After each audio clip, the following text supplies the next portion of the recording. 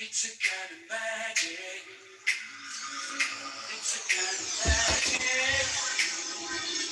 Hello everyone, welcome to Parsha Magic. It's good to be here with you again after a little break.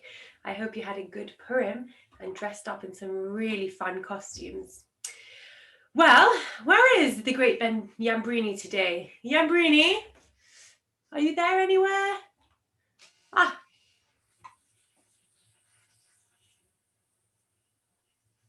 Yes, he's back. Back again. Yambrini's back. It's a joke from the early 2000s. Don't worry.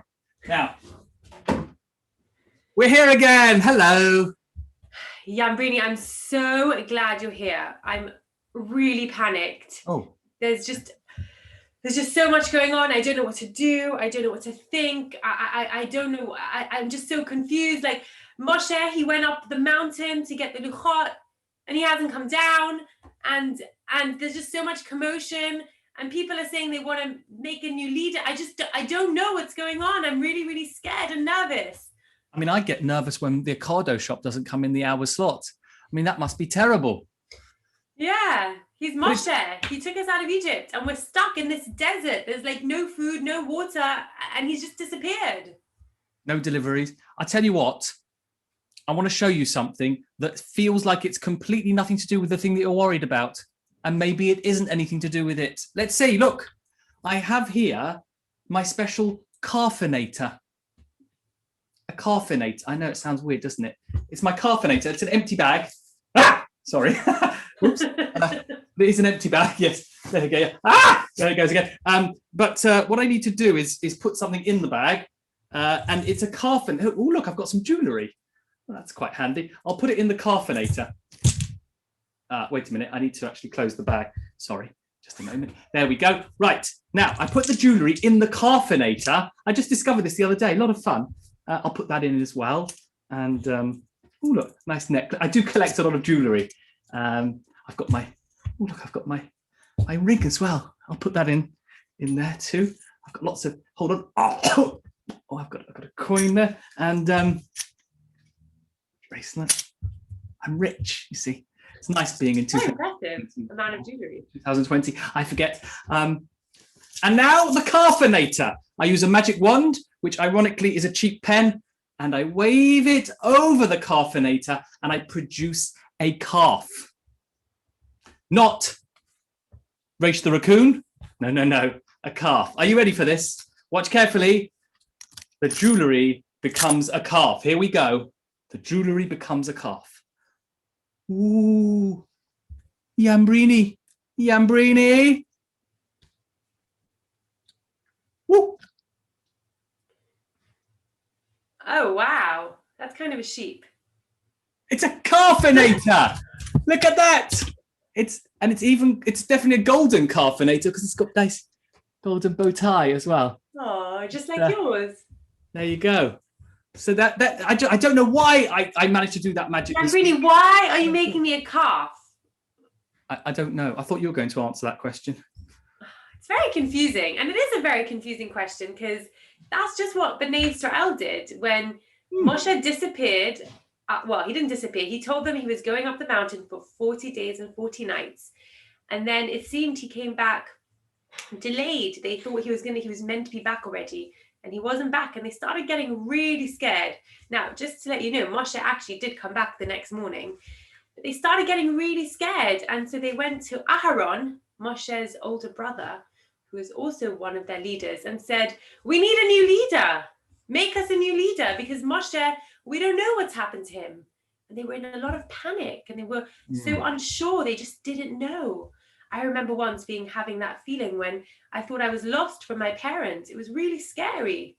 And sometimes when that happens, you know the right thing to do, it should be to stay still, maybe ask a sensible adult to help you. But when you're scared, sometimes you just panic and you don't do the right thing, and you run away and you can get even more lost. What did they do? They did something similar to what you did. They got some jewelry and they melted it, and they made a golden calf, which they then, like that one, but more of a calf, like a cow, baby cow. And they And they started saying that this was like a god to them, or this is going to be a leader. And Hashem on Har Sinai told Moshe he better go back down, because look what's happened. Bnei Israel, it's not that long right after they got the 10 commandments, and they're already making different idols. Panic. Yeah. So Moshe went down and he broke the tablets, and you know what? Do you know what's really interesting? As soon as they saw Moshe come down, they forgot about the calf and they went to Moshe. It really was because of the panic.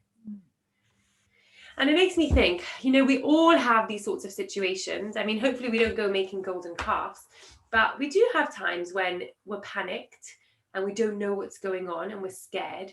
And I guess what's the right thing to do in that situation? Because it's very easy to get nervous and think about the worst thing that could happen. Yeah, I'm not sure it's a sensible idea to throw things into a bag and produce a small sheep with a gold bow tie. I think that's panic behavior. Yeah, I don't think that really helps. But you know what does help? You know what can really help? It really helps. It sounds so simple, but it's really like magic, real magic, Yambrini, is breathing. Because what it does is your body, when you breathe and do deep, slow breaths, it tells your body there's no reason to be afraid, and it calms all those thoughts down.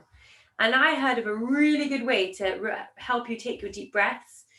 So if you think of your fingers as little mountains and valleys, you take a deep breath when you go up,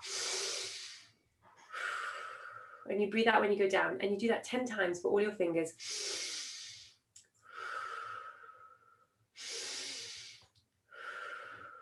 And if you do that with all your fingers, by the time you get to the last one on the other hand, you start feeling a lot calmer.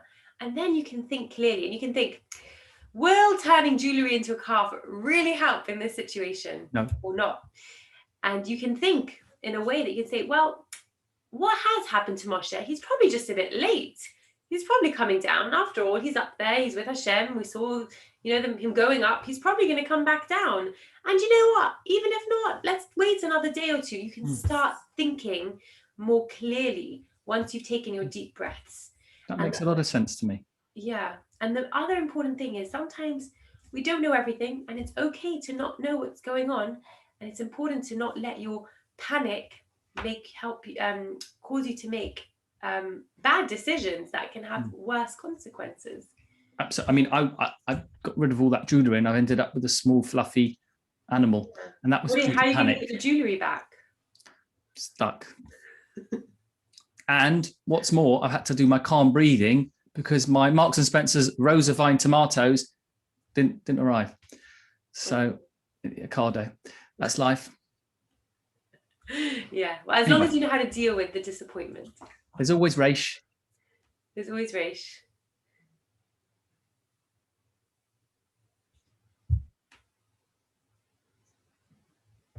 Didn't want to say anything today. Okay. Anything else from you, Great Yambrini, before we say Shabbat Shalom? I should wave my wand, and it's a bit of a cheap wand, but I wave my wand and I wish you all a farewell. And oh, wait a minute. Oh, it's more jewelry. Oh, I suppose I can keep that nice necklace anyway. That's something. That's it from me. I've got to go. Have a wonderful week, everyone. Calm Shabbat breathing. Shalom. It's never as bad as you think. Shabbat Shalom, everyone. Shabbat Shalom.